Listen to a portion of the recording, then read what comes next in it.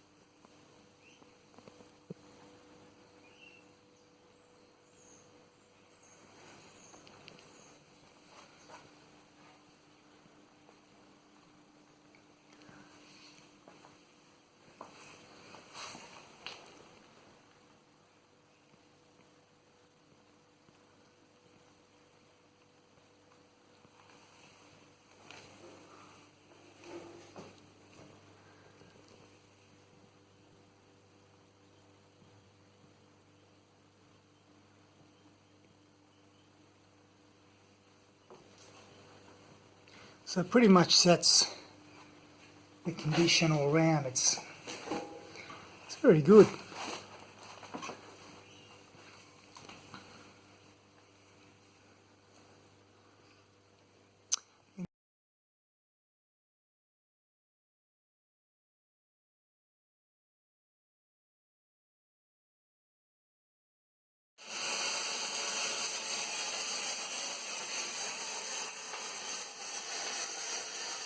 Well, that's done. He's done a fantastic job.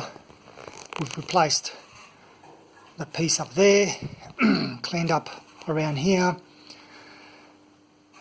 There was welds that were cracked there and so on, so it's all been cleaned up. So the only thing that I think we need to do now is to kind of dress up this section here, which has been hit in the past, and it's just irking me. So it might be something that we can apply a bit of heat and pull that out. But I'll have a chat with the welder and see what he thinks. But it's looking pretty good. Continuing on with the Series 2A rebuild, you can see here, if you've seen my last set of videos, I've been working on the chassis and gotten to a point now where I can actually start painting it. So yep, this is the undercoat. Just finished spraying it there, that's why you can kind of see some sheeny bits there which is still drying. So that took a couple of hours to do, and what I've done is I've actually used a copy spray gun. I wore a mask and all that kind of stuff, but it's just pretty much a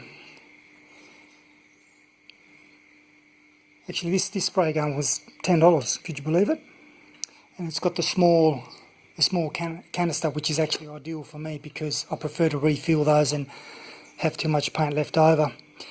So I'm kind of pleased with it. I'm thinking that there's obviously spots that I've missed out on that I'll need to retouch, but effectively I want to try to get this done before the cold temperature sets in, because once that happens then it gets a bit difficult to paint. So that's where it's at with this. Now over here you see the new diff. So I've covered on the previous video the completion of the rear diff, and now I've got this one here. This is actually a Series 3 diff. Comes with the 3-inch brakes, as you can see, quite meaty brakes. And one of the reasons why I got this was because the swivels are in half decent condition, which mine weren't, unfortunately. And of course, you know, I got the diff here as well. Now whether I use this one or whether I actually unbolt the entire assembly from the ends of the axle, it's actually maybe something that I will do, because I've already got the other diff already prepped, ready to paint, and I might as well just use that if all goes well, things fit together. I believe they do, but anyway.